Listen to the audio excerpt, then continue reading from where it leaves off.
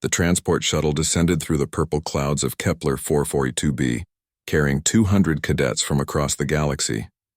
Inside, Hyun sat alone in the back row, her small frame dwarfed by the massive beings around her. To her left, a Varathian cadet stood nearly 8 feet tall, his forearms crossed over his chest. To her right, a Dralkoth female's crystalline exoskeleton reflected the cabin lights like a living diamond. Hyun was the only human on the shuttle. The Galactic Military Academy loomed ahead, a massive structure of silver and glass that sprawled across the planet's northern continent. It was the most prestigious military training facility in the Confederacy, accepting only the best candidates from 47 allied species. Hyun had scored in the top percentile on every entrance exam. It should have been enough. But as the shuttle doors opened and the cadets filed into the orientation hall, Hyun felt the weight of 1,000 eyes upon her. Whispers followed her like shadows. "Is that a human? I thought they were extinct." "No, just rare. They don't usually qualify." The orientation hall was enormous, with seats arranged in ascending circles around a central platform. Hyun found a seat near the back as a holographic display flickered to life above the stage. General Vakhtar materialized on the platform, his Krillian features sharp and severe. His scales gleamed like polished armor, and his eyes swept across the assembled cadets with the precision of a predator. "Welcome to the Galactic Military Academy." His voice boomed through the hall. "You represent the finest specimens your species have to offer. You are here because you possess exceptional abilities. You are here because you can become weapons for the Confederacy." The holographic display shifted, showing species classifications. Each alien race appeared with a list of natural enhancements scrolling beside their image. "Varathians," General Vakhtar continued. "Triple baseline strength. Reflexes enhanced by neural clusters in 4 separate brains. Combat effectiveness rating of 8.6. A few Varathian cadets puffed out their chests. Taman, the tallest among them, grinned widely. "Quarians. Telepathic range of 300 meters. Precognitive awareness of 0.7 seconds. Combat effectiveness rating of 7.9.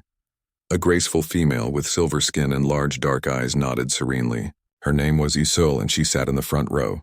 Dralkoth. Natural armor capable of withstanding plasma fire. Strength comparable to industrial machinery. Combat effectiveness rating of 8.2. The display continued through species after species, each more impressive than the last. Then it reached the final entry. Humans.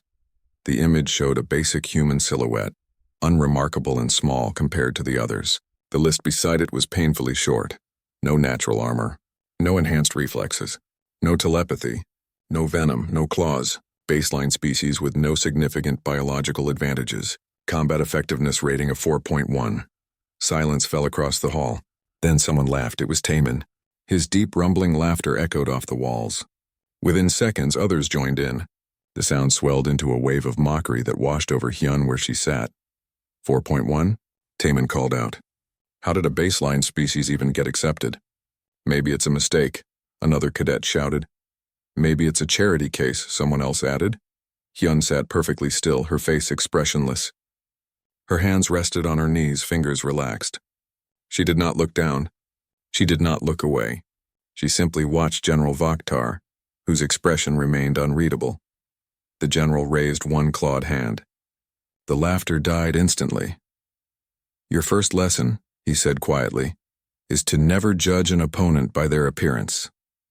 His eyes found Hyun in the crowd for just a moment. Survival is not always about strength. Sometimes it is about strategy. Sometimes it is about will. And sometimes it is about things you cannot measure on a chart. The display vanished. A new figure materialized on the platform beside the general. She was human, shorter than most species present, but her presence commanded immediate attention. Her dark hair was pulled back severely, and scars traced lines across her exposed arms. Her name tag read Instructor Jiwan. "Instructor Jiwan will oversee your combat training," General Vakhtar announced. "She has served in 42 combat operations across 16 different war zones. She has never failed a mission. She has never lost a squad member under her direct command." Taman leaned over to another Varathian cadet. "A human instructor? This place has gone soft." If Instructor Jiwan heard him, she gave no indication. Her dark eyes swept across the assembled cadets with the cold assessment of someone evaluating potential threats. "Tomorrow morning, You will participate in your first training exercise, she said. Her voice was not loud, but it carried perfectly through the silent hall. It is called the Survival Field Test. You will be dropped into a combat simulation arena spanning 50 square kilometers. You will be hunted by AI-controlled predator drones. These drones are calibrated to be lethal even to enhanced species. A nervous rustle moved through the crowd. You will have no weapons. You will rely solely on your natural abilities. You will survive for 48 hours and reach the extraction point. Failure means injury. Serious mistakes mean death. The medical team is very good, but they cannot fix everything. Isul raised her hand. Will we be working in teams? No, Instructor Jiwon replied. You will be scattered across the arena. How you handle that is your own problem. Taemin raised his hand without waiting to be called. What about the human? Surely you don't expect someone with a 4.1 rating to survive this. Every eye in the hall turned to Hyun. She met Taemin's gaze without flinching. Her expression remained calm, almost bored. Instructor Jiwon smiled. It was not a kind smile. Cadet Taemin, I expect every cadet in this hall to give their best effort. What happens after that is up to them. But realistically, Taemin began. Are you questioning the entrance requirements of this academy? General Vokhtar interrupted. His voice was soft but dangerous. Are you suggesting that our selection process is flawed? Taemin hesitated. No, sir. Then I suggest you focus on your own survival tomorrow. 40% of cadets failed their first survival field test. Many of them are from enhanced species. Strength means nothing if you do not know how to use it. The general's eyes swept across the hall one final time. Dismissed. Report to the training grounds at dawn. Bring nothing but yourselves. Trust nothing but your abilities. And remember that in combat the enemy does not care about your rating. The cadets filed out of the hall in clusters, species grouping together naturally. Hyun walked alone, her small form moving through the crowd like a shadow. As she passed, Taemin deliberately stepped into her path. She stopped, looking up at him without expression. Try not to die tomorrow, Earthling, he said, his voice dripping with false concern. It would be embarrassing for your species if you didn't even survive the first test. Hyun looked at him for a long moment. I'll try, she said simply, then walked around him. Behind them, unseen in the observation room above the hall, General Vokhtar and Instructor Jiwon watched the exchange on a monitor. They have no idea, Jiwon said quietly. The general's expression was grim. No, they do not. And tomorrow, they will begin to learn why that is a mistake. He closed the monitor and pulled up a classified file. The header read, Species Threat Assessment Humanity. The rating glowed in red letters. Extreme caution advised. In her quarters that night, Hyun did not sleep. She studied maps of the training arena, memorized terrain features, and reviewed predator behavior patterns from 17 different species. She did this because she was human, and humans survived not by being strong but by being prepared. Tomorrow would be interesting. Dawn broke over the training grounds with a red sky that reminded Hyun of blood. 200 cadets stood in formation as transport crafts descended from the Academy's launch bays. The survival field test was about to begin. General Vokhtar stood on a raised platform, his imposing figure silhouetted against the morning light. The arena covers 50 square kilometers of adaptive terrain, mountains, forests, swamps, and urban ruins. The environment will change. The threats will adapt. Your mission is simple. Survive and reach extraction. Instructor Jiwon stepped forward. You will be dropped at random coordinates. 6 predator drones will hunt you. They are equipped with thermal sensors, motion detectors, and tactical AI. They learn from your behavior. They adapt to your tactics. They will kill you if given the chance. When do we get weapons? A Dralkoth cadet called out. You do not, Jiwon replied flatly. This test measures your natural capabilities. Use what you were born with. Or die trying, Taemin laughed, flexing his forearms. This will be easy. Hyun said nothing. She boarded her assigned transport without looking at anyone, her mind already running through scenarios and possibilities. The drop was sudden. One moment Hyun was in the transport, the next she was falling through open air. Her stomach lurched as she deployed her parachute at the last possible second, hitting the ground in a rolling landing that dispersed the impact. Around her, massive trees stretched toward the sky, their canopy so thick that little light penetrated to the forest floor. She was alone. Hyun quickly stripped off the parachute and buried it under leaves and dirt. She took stock of her surroundings with methodical precision. The trees were old growth, their trunks thick and bark rough. The soil was damp. Water source nearby. She could hear birdsong in the distance, which meant no immediate predators in the area. The birds would go quiet when danger approached. She moved carefully through the forest, staying low, stepping on roots and rocks to avoid leaving tracks. Every 20 meters, she stopped to listen. Her breathing was controlled and quiet. Her movements were economical. She wasted no energy. 3 hours into the test, she found her first drone. It was perched on a high branch, its sensors sweeping the area below. The machine was sleek and deadly, about the size of a large dog but with 6 articulated legs and a mounted plasma weapon. Its sensors glowed a faint blue as it searched for targets. Hyun observed it for 30 minutes without moving. She watched how it scanned, noted the pattern of its movements, identified the blind spots in its sensor array. The drone was sophisticated, but it followed predictable routines. Machines always did. She waited until the drone moved to another tree, then she climbed. Not the tree where the drone had been, but a neighboring one. She moved slowly, using branches that would not crack under her weight. When she reached the canopy level, she could see across several kilometers of forest, and she could see other cadets. A Varathian crashed through the undergrowth like a tank, his forearms tearing through vegetation. He was fast and strong, but also loud and obvious. 2 drones converged on his position within minutes. Hyun watched as he fought them, his enhanced strength allowing him to tear one drone apart with his bare hands. But the second drone shot him with a plasma burst that sent him sprawling. The shot was not lethal, calibrated to injure rather than kill, but the Varathian would not reach extraction. Isolde, the telepathic Quarian, was more careful. Hyun watched her move through a clearing, her precognition allowing her to dodge drone attacks before they happened. But precognition had limits. When 3 drones attacked simultaneously from different angles, Isolde could not avoid them all. She escaped, but she was injured and slowed. Hyun continued to observe and learn. She mapped drone patrol patterns in her mind, noted their response times, understood their tactical algorithms. They were programmed to hunt aggressively. They prioritized targets that showed fear or panic. They ignored threats they could not perceive. She could use that. As night fell, Hyun descended from the trees and began to move with purpose. She found a stream and followed it upstream until she reached a rocky area where the water flowed fast and cold. She worked for 2 hours, gathering materials, sharp stones, flexible vines, deadfall branches. She built 3 simple traps at strategic choke points along the stream. The traps were primitive but effective, designed to disable rather than destroy. Then she waited. The drones came at midnight. Their thermal sensors tracked heat signatures through the cold night air. They converged on her position with mechanical precision. Hyun led them toward the stream, moving just fast enough to stay ahead, but not so fast that she seemed to be fleeing. She wanted them confident. She wanted them aggressive. The first drone triggered a deadfall trap that brought a cascade of rocks down on its sensor array. Blinded, it stumbled into the stream where the current smashed it against the rocks. The second drone attempted to leap the stream but got caught in a vine snare that yanked it sideways into a tree trunk. The impact shattered its left side. The third drone learned from its companions. It approached more cautiously, scanning for additional traps.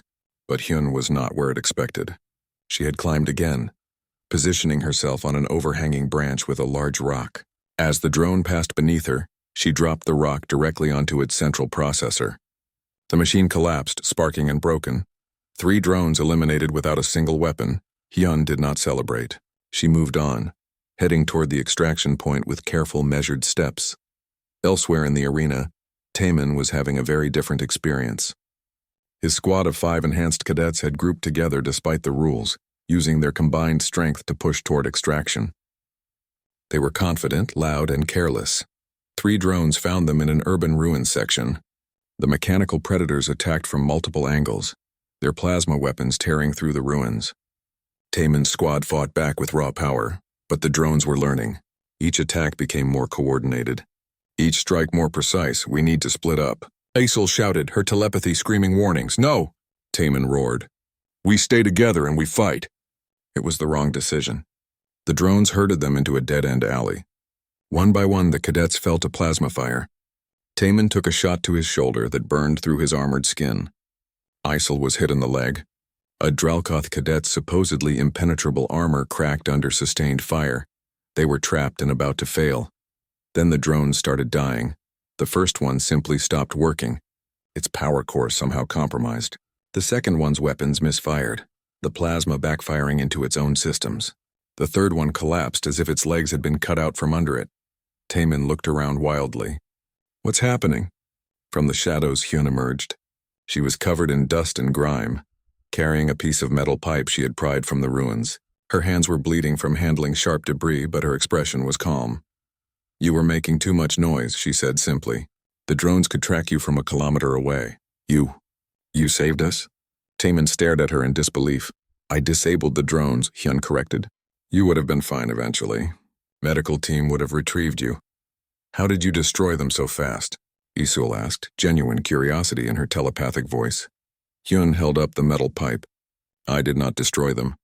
I removed their power cores. Drones have them in the same location for maintenance efficiency. You just need to know where to strike."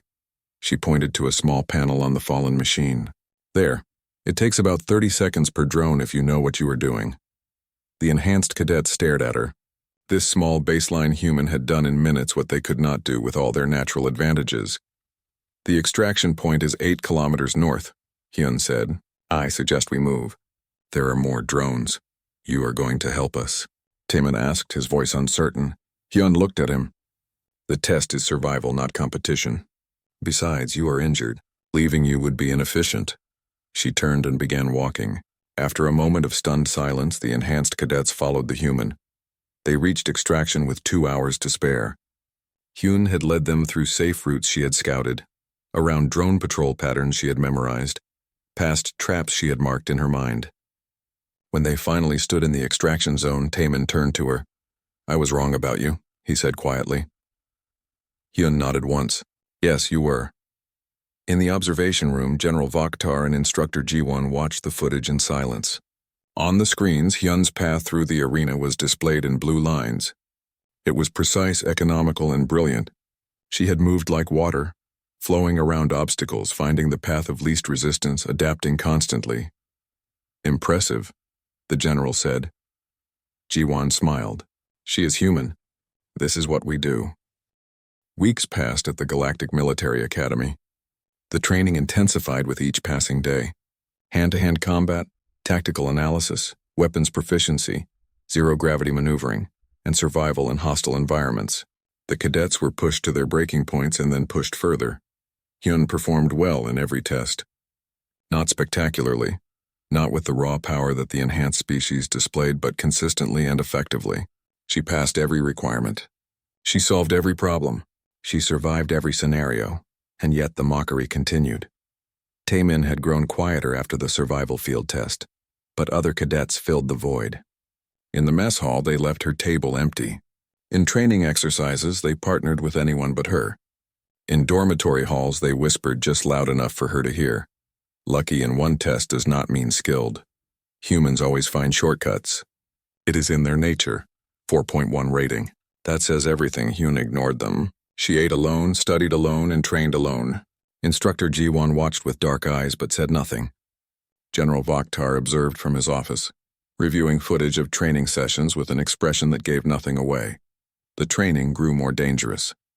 Live fire exercises where plasma bolts actually burned, zero-gravity combat where mistakes meant broken bones, hostile environment simulations where the cold was real and frostbite was possible. During a desert survival exercise, 3 Vorathian cadets deliberately sabotaged Hyun's water supply. They laughed as they poured it into the sand, expecting her to fail the mission. Instead, Hyun constructed a solar still from her survival kit materials and collected moisture from the air.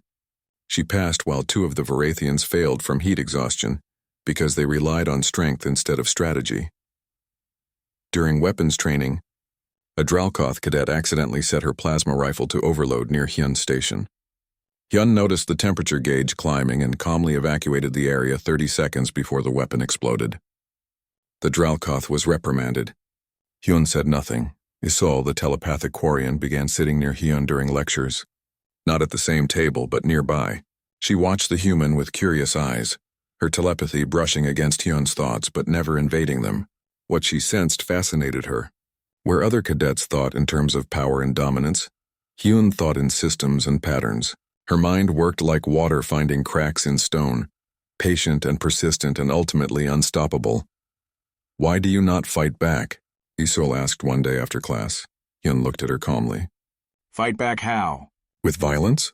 That would prove their point. With words? They have already decided what they believe. The only way to change minds is through action. You are very patient. I am human. Patience is how we survived long enough to reach the stars. Then came the earthquake simulation. The training scenario was brutal. Cadets were placed in a mock-up city structure during a simulated tectonic event. Buildings collapsed. Infrastructure failed. Fires erupted. The goal was to rescue trapped civilians, portrayed by training dummies with vital sign monitors, and evacuate to safety.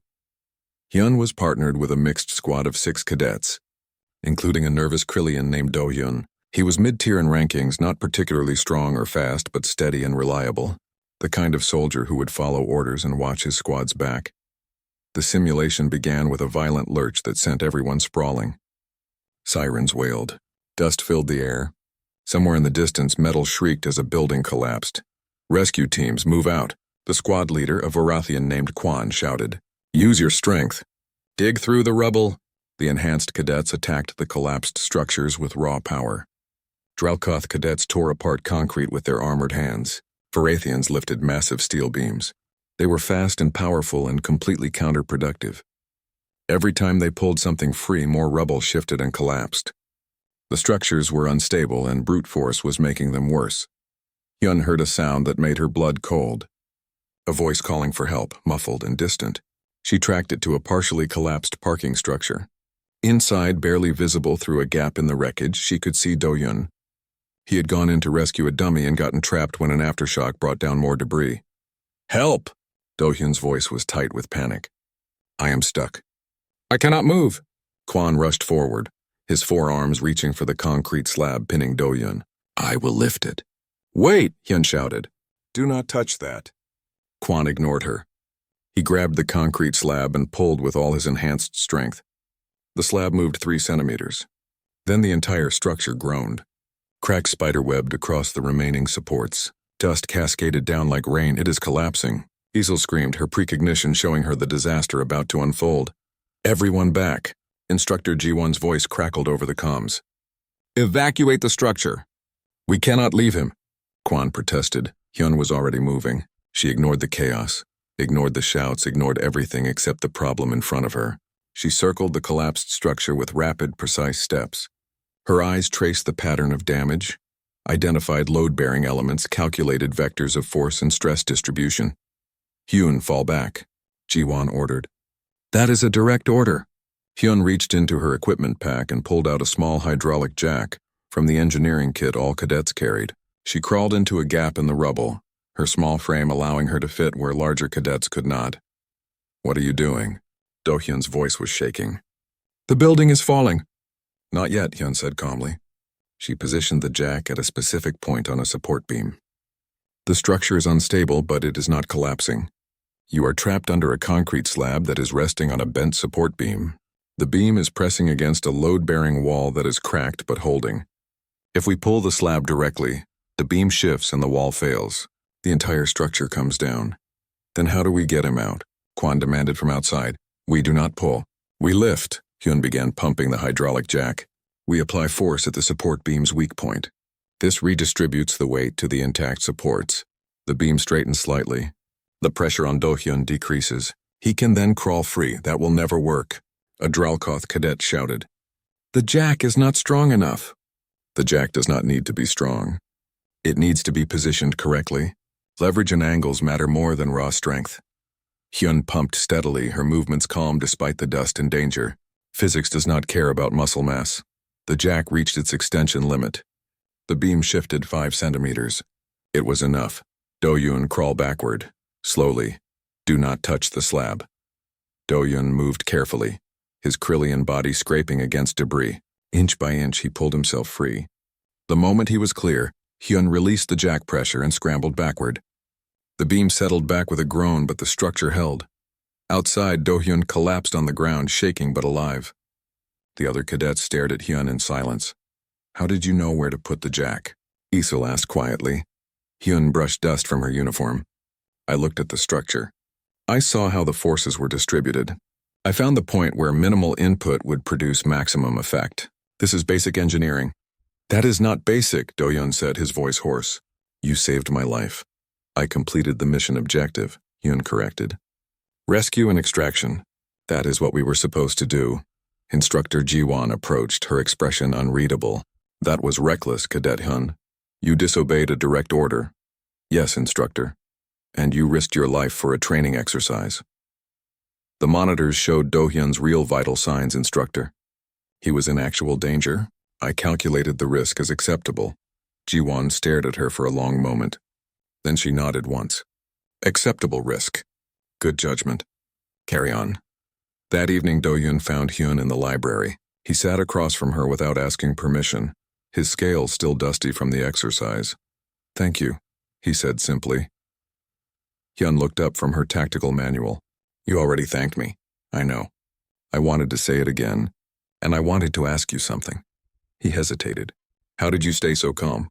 When everything was falling apart, you did not panic. You just solved the problem. Hyun considered the question. Panic is a waste of energy. Humans learned that early.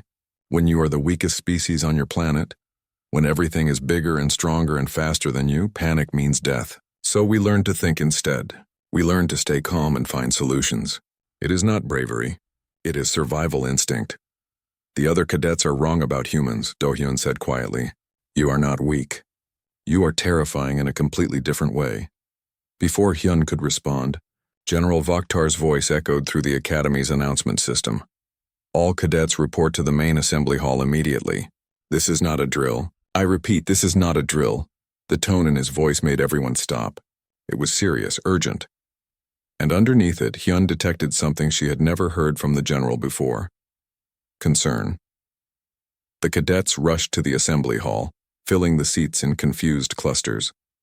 General Vakhtar stood on the central platform, his expression grave. Instructor Ji-won stood beside him, her hand resting on her sidearm. Starting tomorrow, the general announced, we begin Titan protocol training. This is advanced combat simulation against veteran soldiers. The injury rate is 40%. The failure rate is 60%. You will face opponents who have decades of real combat experience. The transport to the off-world training facility was silent. 200 cadets sat in their seats, tension thick enough to cut with a knife. They were heading to Titan protocol, and even the most arrogant among them had heard the stories. Veterans with real combat experience, scenarios designed to break cadets mentally and physically. 40% injury rate was not just a statistic. It was a promise. Hyun sat in her usual spot at the back, eyes closed, breathing steady. She was not sleeping. She was thinking through scenarios, running simulations in her mind, preparing for variables she could not predict. This was what humans did best. Plan for the unknown. The facility was built into an asteroid, its surface scarred by weapons testing and combat drills. Inside, the training ground was a massive urban warfare zone. Buildings rose 3 stories high, streets twisted in mazes, and every window could hide an enemy. It looked like a city, but it was designed as a kill box. General Vakhtar stood before the assembled cadets in the briefing room. Behind him, holographic displays showed the training ground layout. Titan protocol is simple, he began. You will be divided into squads of 5. Your mission is to defend a position against veteran soldiers. There will be 20 attackers for every squad. You will be outnumbered 4-1. The attackers are instructors and retired military personnel. They have decades of combat experience. They know every tactic. They have seen every trick. They will not go easy on you. A Dralkoth cadet raised his hand. What weapons do we get? Standard loadout. Plasma rifles, sidearms, grenades, same as the attackers. This is not about equipment. It is about skill, tactics, and the ability to function under pressure. How long do we need to hold? Isol asked. 30 minutes. If any member of your squad is still combat capable after 30 minutes, you pass. If your entire squad is eliminated before that, you fail. 30 minutes against 20 experienced soldiers. The odds were deliberately impossible. Squad assignments are random, General Vakhtar continued. A holographic list appeared, names shuffling and sorting themselves. These are your teams. Memorize them. Trust them, or fail together. Hyun watched the list resolve. Her squad appeared. Taemin, Isol, Do-Hyun, and a Quarian named Mina. Enhanced species, all of them. And one human. Taemin looked at the list, then at Hyun. His expression was unreadable. They had 2 hours to prepare. The squad gathered in a staging area. Weapons and ammunition were distributed. The loadout was standard military issue. Plasma rifle, sidearm, 3 grenades, and tactical gear. Taemin hefted his rifle with practiced ease, his forearms allowing him to handle weapons that would be unwieldy for others. We should establish a defensive perimeter, Do-Hyun suggested. Use the buildings for cover and create crossfire zones. That is standard tactics, Mina said. The veterans will expect that. They will have counters prepared. Then what do you suggest? Taemin asked, his voice sharp. Hyun had been quiet, studying the mission parameters on her tactical pad. Now she looked up. We need to see the training ground first. Tactics depend on terrain. We do not have time to scout, Taemin protested. Then we will fail, Hyun said simply. The veterans have trained in this facility for years. They know every building, every sightline, every approach. If we use standard tactics in their home territory, we lose before we start. Isol's telepathy brushed against the group. She is right. I can sense the veterans' confidence. They expect us to defend statically. They have plans to dismantle static defenses quickly. Taemin's jaw tightened. Fine, what do you propose, human? Hyun pulled up the tactical map. We do not defend. We disrupt. The mission says we need to remain combat capable for 30 minutes. It does not say we need to hold a specific position. We stay mobile. We control the engagement. We make them react to us instead of executing their plan. That is insane, Do-Hyun said. We are outnumbered 4-1. If we move in the open, they will pick us off. Not if we control the environment. Urban terrain favors small mobile units that know how to use cover and concealment. The veterans are experienced, but experience creates patterns. Patterns can be exploited. Taemin stared at her. You want to hunt 20 veterans instead of defending against them? No, I want to make them uncertain. Uncertainty slows decision-making. Slow decision-making gives us time. The squad looked at each other. Isol spoke first. I am willing to try. My precognition is more useful in mobile situations anyway. Do-Hyun nodded slowly. I trust her judgment. She saved my life. Mina shrugged. Better than dying in a fixed position. Taemin was silent for a long moment. Finally, he nodded. We try it your way. But if this fails, human, it is on you. If this fails, Hyun replied, we all fail together. That is how squads work. The mission began with a blaring siren. The squad spawned in a central plaza surrounded by buildings. They had 60 seconds before the veterans' assault began. Move, Hyun commanded, surprising herself with the authority in her voice. The squad responded instinctively, following her into a narrow alley. Mina, check the roof access. Do-Hyun, watch our back trail. Isol, scan for approaching enemies. Taemin, with me. They moved through the urban maze with controlled urgency. Hyun had memorized the map during their brief prep time. She led them to a building with multiple exits, good sight lines, and structural cover, not to defend it but to control movement through it. Taemin, plant grenades here, here, and here. Hyun pointed to 3 locations. Proximity detonators. When the veterans sweep this building, the explosions will force them to split up. That uses all our grenades. Yes, we are not trying to kill them. We are creating chaos. They finished setting the traps just as Isol's telepathy flared in warning. They are coming. From the north and east.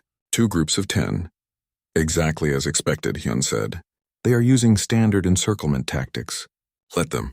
Everyone to the south exit. Quiet and fast. The squad moved like shadows. They reached the building's rear exit, just as the veterans breached the front.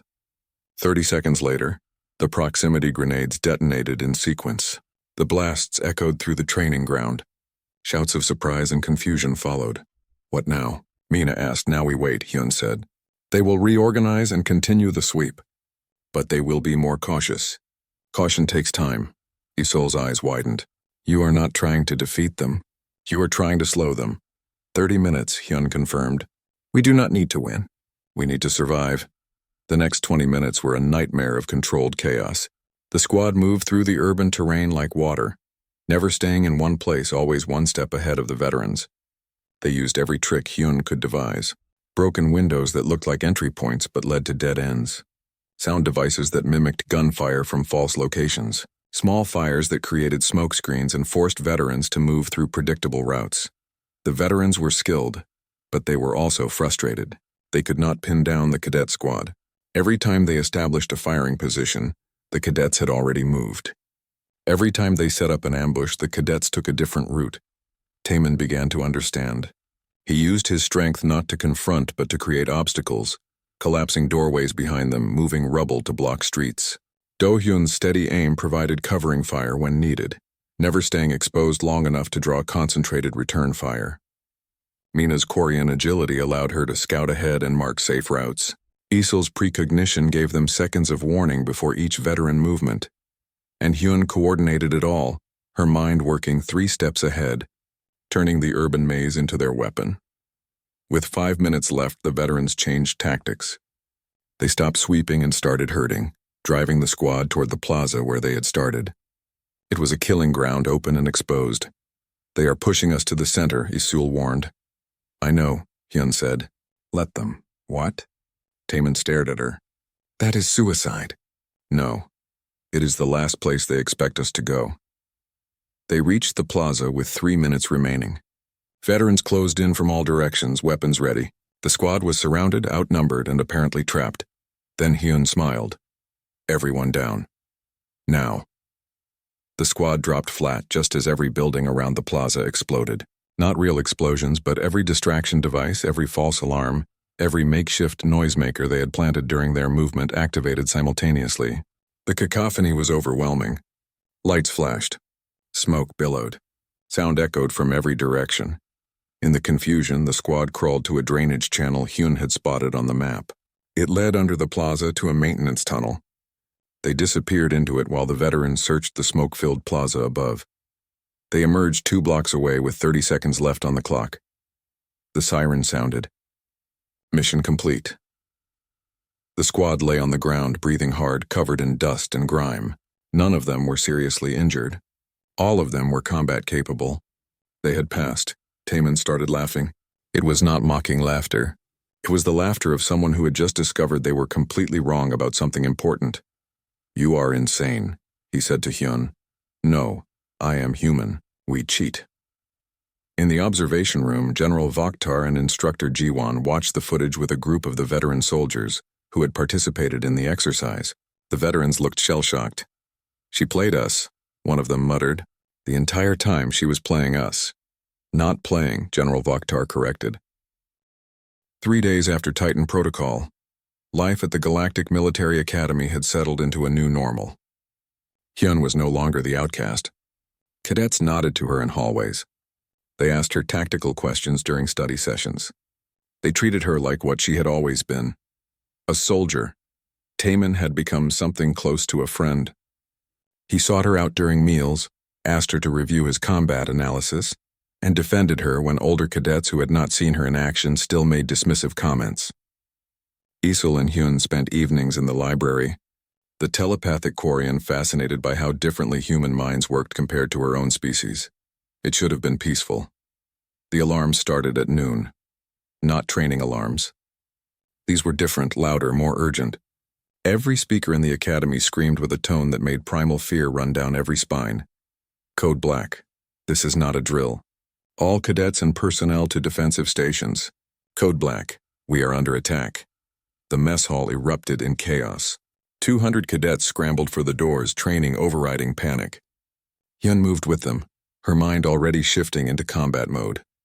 Code Black meant hostile forces. Real enemies. Real danger. General Vakhtar's voice cut through the alarm. All cadets to the main assembly hall. Instructors to defensive positions. This is a genuine hostile incursion. Multiple ships have breached Academy airspace. They are landing forces now. Hyun ran with the crowd, her smaller size allowing her to weave through the panicking students. She reached the assembly hall to find it rapidly filling with confused and frightened cadets. Instructors moved along the walls, checking weapons and coordinating with Academy security forces. The holographic display activated, showing the Academy grounds from multiple angles. 5 ships had landed in the training fields. They were sleek, predatory vessels marked with symbols Hyun did not recognize. Ramps were deploying. Figures were emerging, Sekthari Raiders, General Vokhtar announced, his voice grim. He stood on the central platform, his scales darkened with stress. They are a hostile species not part of the Confederacy. They specialize in quick strikes against soft targets. They are here for hostages, technology, or both. How many? Instructor G1 asked from her position near the door. Scans show approximately 100 combatants. They are equipped with military-grade weapons. They have already disabled our primary defense grid. Confederacy military response time is 40 minutes. We need to hold until they arrive. 100 trained raiders against Academy personnel and cadets. The odds were not good. Defensive positions, General Vokhtar commanded. Instructors arm all cadets who have passed weapons qualification. Barricade all entry points. This facility has strong points designed for exactly this scenario. We use them. The cadets moved to obey, but Hyun could see the fear in their eyes. These were students, most barely through basic training. They were not ready for real combat. Enhanced abilities meant nothing against actual bullets and plasma fire from experienced killers. The first explosion shook the building. The raiders were breaching the outer walls. They are coming through the east wing. A voice shouted over comms. Fall back to secondary positions, General Vokhtar ordered. Do not engage directly. Use cover and suppression fire only. But the raiders were professionals. They moved with practiced efficiency, clearing rooms with brutal effectiveness. The Academy defenders tried to hold, but they were being pushed back. The sound of plasma fire echoed through corridors. Screams followed. In the main hall, cadets huddled behind hastily erected barriers. Some had weapons. Most did not. They waited, listening to the sounds of battle getting closer. Taemin gripped his rifle with all four hands, his knuckles white. We are going to die here. No talking, Instructor G1 snapped. Hold your positions, but even she looked worried. The main hall was becoming a trap. If the raiders reached it, there would be nowhere to run. Another explosion, closer now. The lights flickered. Emergency systems activated, bathing everything in red emergency lighting. The raiders were 3 corridors away. 2 corridors, 1. The doors to the main hall burst open. 20 cadets fell back through them, several injured, all terrified. Behind them, through the smoke and chaos, came the Sekthari raiders. They were tall and angular, their exoskeletons covered in armor, their weapons gleaming. They moved like wolves, predatory and confident. Barricade the doors, General Vokhtar commanded. Everyone down! Plasma fire tore through the air. Cadets screamed. The barriers provided some cover, but not enough. The raiders were advancing, their superior training and firepower overwhelming the desperate defense. East entrance breached. Someone shouted. More raiders poured in from another direction. They were surrounding the main hall, cutting off all escape routes. Isol grabbed Hyun's arm, her telepathy screaming warnings. They are going to overrun us. I can feel their confidence. They know they have won. General Vokhtar's face was set in grim lines. His personal guard formed a protective circle around him, but even they knew it was futile. The academy was falling. His students were about to be captured or killed. A raider's voice boomed through a translator device. Surrender now. You are defeated. We will accept hostages. Resistance will result in casualties. The cadets looked to General Vokhtar. Some were crying. Others were frozen in shock. The enhanced species, for all their natural advantages, were helpless against organized military force. General Vokhtar stood straight, his dignity intact even in defeat. He looked across the assembled cadets, seeing their fear, their helplessness. He had trained them well, but not well enough. Not for this. His eyes swept across the hall and stopped on Hyun. She was crouched behind a barrier, her face calm despite the chaos. Her eyes were moving, scanning, analyzing. She was not frozen in fear. She was thinking. And in that moment, General Vokhtar understood something. He had seen the classified files. He knew what humanity was capable of. He had watched Hyun systematically dismantle every challenge the Academy had thrown at her. He knew what she could do with preparation and time, but this was not preparation. This was chaos. This was real combat against trained killers. This was the worst possible scenario. And yet, looking at her calm face, he felt something he had not felt in years. Hope. Pray, he said quietly. The word was soft, almost a whisper, but in the sudden lull between plasma fire exchanges, everyone heard it, sir, Instructor Jiwon looked at him confused. "Pray this ends quickly," General Vokhtar said, his eyes still on Hyun. And then Hyun raised her hand. It was such a simple gesture, like a student asking a question in class. Absurd in the middle of a battle. Several cadets stared at her in disbelief. "Sir," Hyun said, her voice calm and clear. "Permission to implement Protocol Omega." The hall went silent. Even the raiders paused, confused by the strange exchange. General Vokhtar's expression changed. "You know about Protocol Omega?" "Yes, sir." Instructor Jiwon mentioned it during Advanced Tactics lecture. Classified human combat doctrine for asymmetric warfare and facility defense scenarios. "I read the manual." "That manual is restricted, yes, sir. I am very good at finding restricted files." Instructor Jiwon started to smile. It was not a nice smile. It was the smile of a predator who had just spotted prey. "General," she said, "I volunteer to accompany Cadet Hyun." General Vokhtar looked between them. 2 humans, 1 instructor and 1 cadet, against 100 raiders who were currently overrunning his academy. He should say no. It was suicide. It was insane. But he remembered the classified files. He remembered watching Hyun turn impossible situations into victories. He remembered what humanity had done to survive on Earth. "Granted," he said. "Godspeed." Hyun stood, checking her sidearm. Instructor Jiwon moved to her side, weapons ready. The other cadets stared at them like they were insane. "What are you doing?"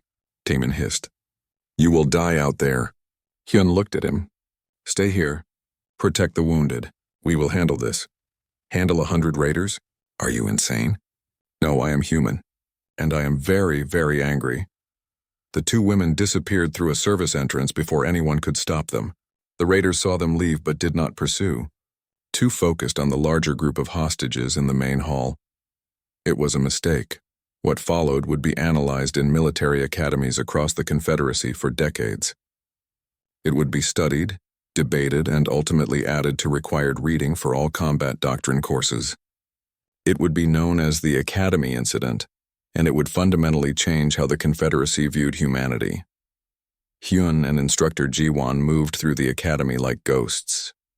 They knew every corridor, every maintenance shaft, every blind spot in the security systems. Hyun had memorized the layouts during her first week. Jiwon had taught at the academy for 3 years. They did not engage the raiders directly. That would be suicide. Instead, they began to systematically dismantle the raiders' ability to function. First, the power. Hyun accessed the maintenance systems and began shutting down sections of the academy in sequence, plunging raiders into darkness. Night vision helped, but not when the darkness came randomly without warning, creating paranoia and uncertainty. Second, communications. Jiwon used her instructor codes to hack the academy's network and flood raider frequencies with false information. Orders to pull back. Reports of Confederacy ships arriving early. Phantom contacts in empty corridors. The raiders' coordination began to fracture.